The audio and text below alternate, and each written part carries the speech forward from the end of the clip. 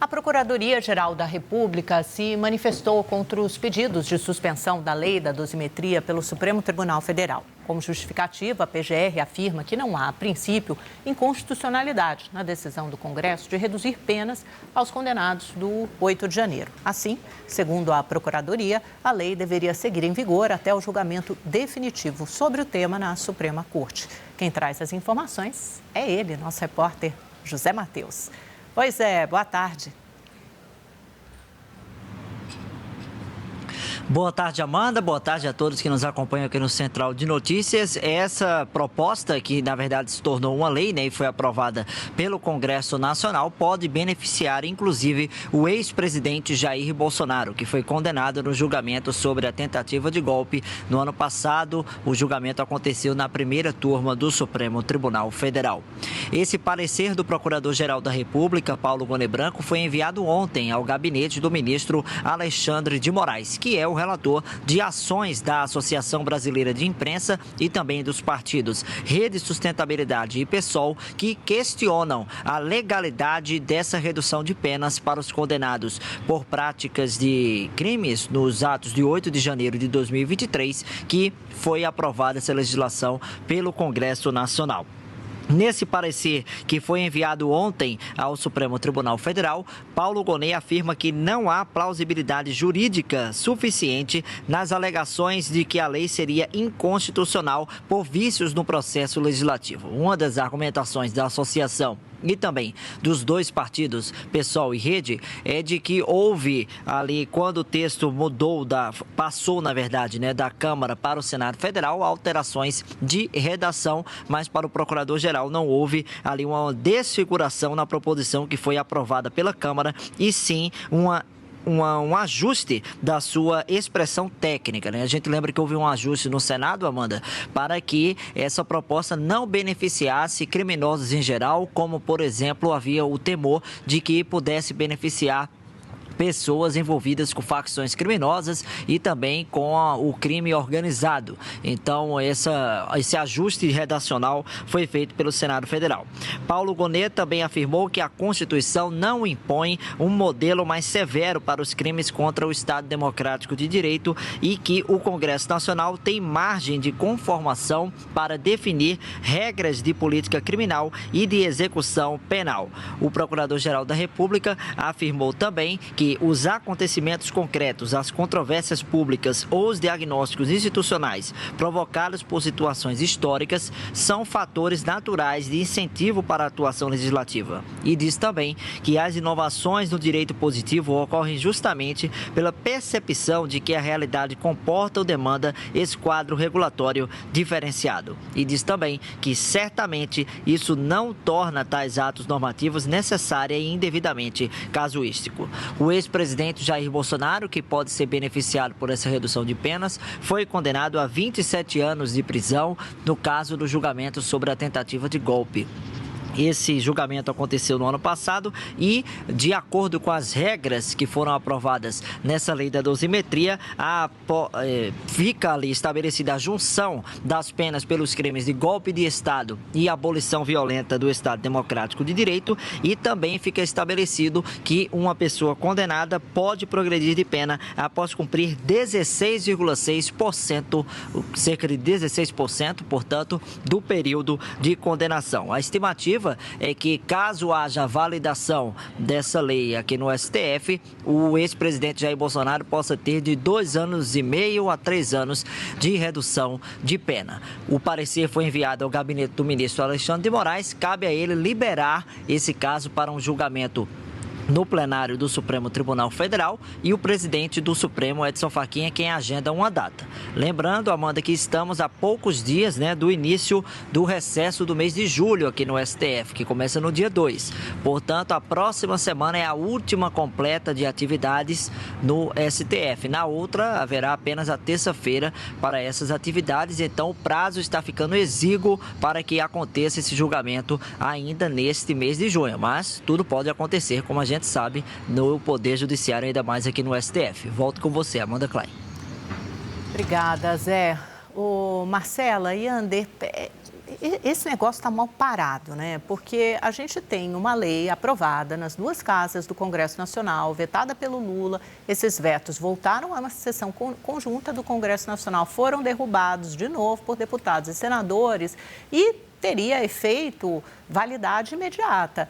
Esses condenados que estão presos hoje pelo 8 de janeiro já poderiam estar em casa. Alguns continuam cumprindo pena, outros continuam cumprindo pena com uma série de medidas cautelares. Fato é que quando esses vetos foram derrubados, você teve uma corrente de advogados, uma onda correndo no STF para pedir a liberdade, porque precisava disso, cada advogado precisava pedir a liberdade de seu cliente.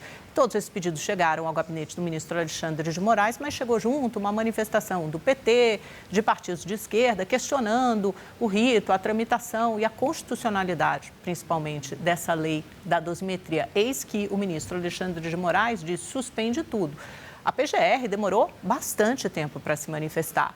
E é como o Zé Matheus lembrou, agora a gente está correndo contra o relógio porque tem recesso judiciário no meio do ano. E essas pessoas continuam cumprindo pena, mas, segundo a lei aprovada legitimamente, legalmente pelo Congresso, elas já poderiam estar em liberdade. Ou as que estão em regime semiaberto, coisa que o valha, não precisariam estar cumprindo uma série de medidas cautelares, como o uso de tornozeleira eletrônica. Olha, a Natália Fruê chegou. Deixa eu te chamar, então, Nath, que você se juntou aqui. Somos agora vocês são uma trinca, somos um quarteto, então. Para você, o Yander e também a Marcela, todo mundo que acompanha aqui o Central de Notícias. Bem, essa decisão, na verdade, esse parecer da Procuradoria-Geral da República, ele vai muito no que os especialistas em direito penal, quando o ministro Alexandre de Moraes toma aquela decisão de suspender a aplicação da lei e dizer que seria uma decisão colegiada, os especialistas em direito criminal, eles já diziam que isso, do ponto de vista da lei penal, não existe. Quando se tem qualquer legislação aprovada que trata de um assunto sobre direito criminal, essa lei precisa ser aplicada. Então, estão corretos os advogados daqueles condenados que procuraram a justiça. O fato é que o ministro Alexandre de Moraes, ele também buscava num assunto que é super polêmico, que é o episódio do 8 de janeiro de 23, tentativa de golpe de Estado, em que há todo um debate sobre isso, né? Os poderes todos que foram atacados lá em 2023. Então, como esse assunto seria muito sério e importante para o país, leva para o colegiado. Agora, do ponto de vista jurídico, quem é especialista no assunto diz que o que Alexandre de Moraes fez não deveria, não está previsto em lei. Quando se tem no direito criminal, a lei ela dá algum tipo de benefício para aqueles condenados e, no caso, essas pessoas que estavam buscando o Supremo Tribunal Federal. O parecer da PGR, ele se sustenta também muito em função disso, já sabendo que juristas, os especialistas no assunto estavam questionando mais uma decisão que é polêmica do ponto de vista do ministro Alexandre de Moraes, Amanda. Yander, como é que fica isso? Agora, isso aparentemente, porque o ministro Edson Fachin também, o gabinete dele, falava que tão logo chegasse, ele colocaria isso para votar. E essas pessoas continuam esperando. É um dos principais discursos, retóricas aí de defesa do bolsonarismo. Eles defenderam essa tese da anistia e depois que não deu a anistia, a dosimetria, que é a redução de penas, o ano passado todo. E finalmente conquistaram isso legitimamente por votação no Congresso. E, de novo, está suspenso por meio do ministro Alexandre de Moraes. Fica meio que a critério dele, no tempo dele.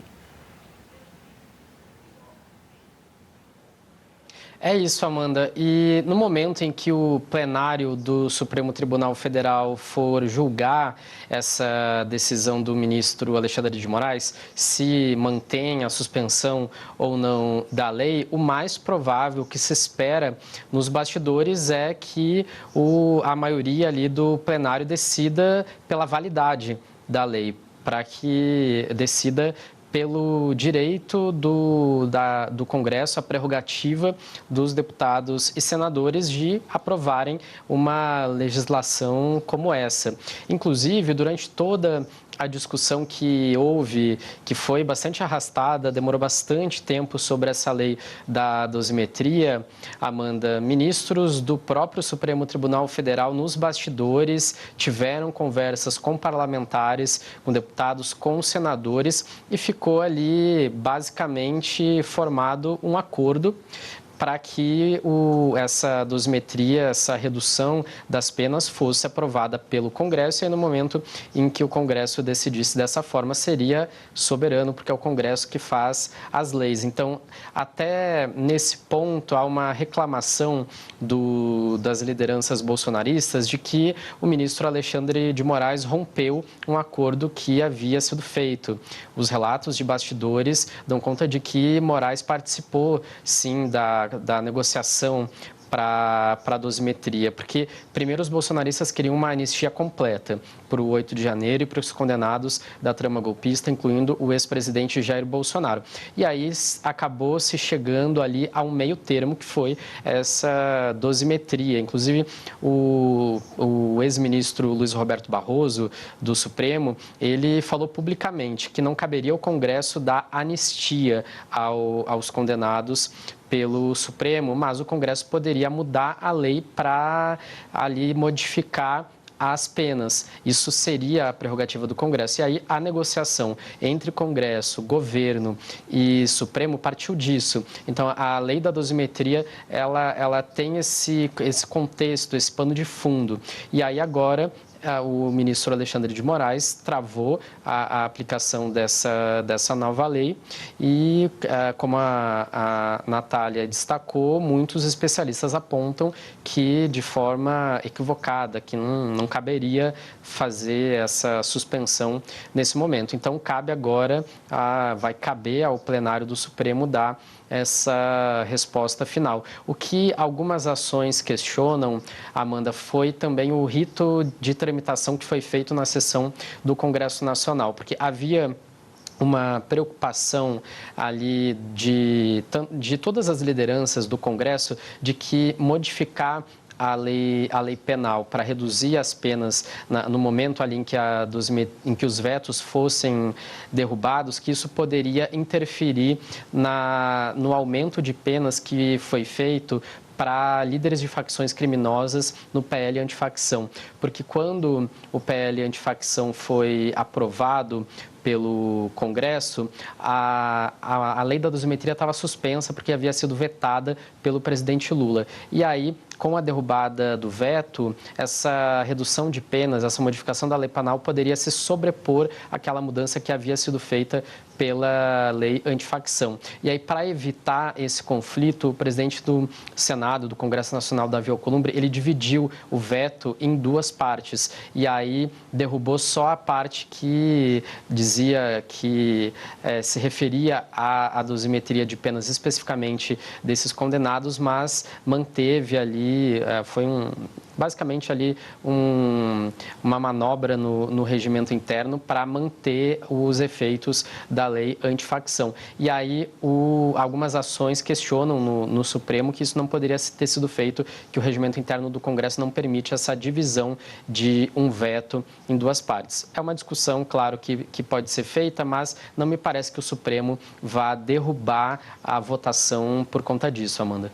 E por conta da cronologia, né, Marcela, isso pode se dar justamente a liberdade dessas pessoas, porque como o Yander e a Nath apontaram, não é qualquer indicativo no STF de que eles barrem essa lei aprovada pelas duas casas do Congresso. Isso aconteça, a liberdade, justamente às vésperas ou em plena campanha eleitoral. E, de novo, há o ministro Alexandre de Moraes, que certamente será um personagem importante dessa eleição. Eu não sei se a pauta da anistia, mais o ministro Alexandre de Moraes e o questionamento que vai crescendo, ganhando coro até fora do país em relação às suas decisões, a negativa de extradição da Carla Zambelli, argumentando que a decisão do STF causava uma certa espécie, né? Porque o ministro era ao mesmo tempo vítima e julgador, e outras, talvez até mesmo nos Estados Unidos, né? Em relação a Eduardo Bolsonaro, provavelmente, dificilmente será extraditado pelo que a gente conhece da política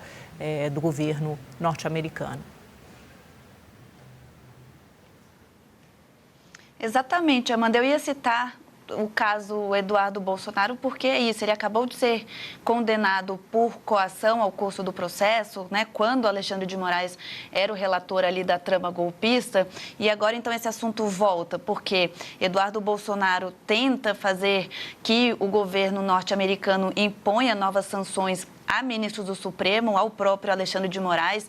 Eduardo Bolsonaro defende abertamente que seja reaplicada a lei Magnitsky contra o ministro Moraes e também isso acaba gerando todo esse debate jurídico, né, durante a eleição, trazendo esse contraponto que a gente viu em 2022 e acaba sendo retomado agora. Tem também toda a questão das redes sociais, a própria Rumble, né, que vem também com essa ação contra o ministro do Supremo, apontando que houve ali supostamente algum tipo de censura ao aplicativo. Então, essa plataforma, né, de rede social. Então, realmente, é de novo o ministro Alexandre de Moraes no centro do debate, só que neste caso específico da dosimetria, esse assunto já poderia estar superado, né, Amanda? Porque o desfecho, ele já está desenhado. Já há uma expectativa, como o Yander pontuou, que essa lei da dosimetria seja validada e, portanto, seja autorizada, considerada constitucional,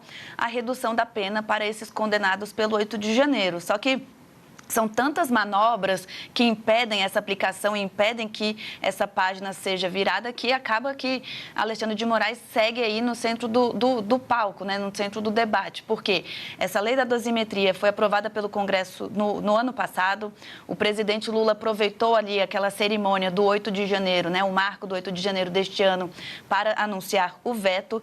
E então, o Congresso, depois de muito tempo, derrubou esse veto e coube ao próprio presidente Davi Alcolumbre promulgar a lei. Essa promulgação aconteceu em maio e aí houve a judicialização com a consequente suspensão da lei. Então, realmente é uma novela, é uma situação que vem sendo arrastada e que acaba deixando permanente, então, toda essa questão da democracia, dos ataques do 8 de janeiro. Parece que esse é um assunto que, mais de 3 anos depois, ainda o Brasil não tirou de pauta, né? E falta, então, esse próximo passo agora, que é a questão da redução das penas. Não é a anistia que o ex-presidente Jair Bolsonaro sonhava, mas é uma redução das penas que, pelo menos agora, neste curto prazo, vai beneficiar principalmente aqueles que participaram apenas aqui, né? Apenas porque teve outros casos envolvendo principalmente a cúpula do governo Bolsonaro, mas entre aqueles que participaram só do 8 de janeiro,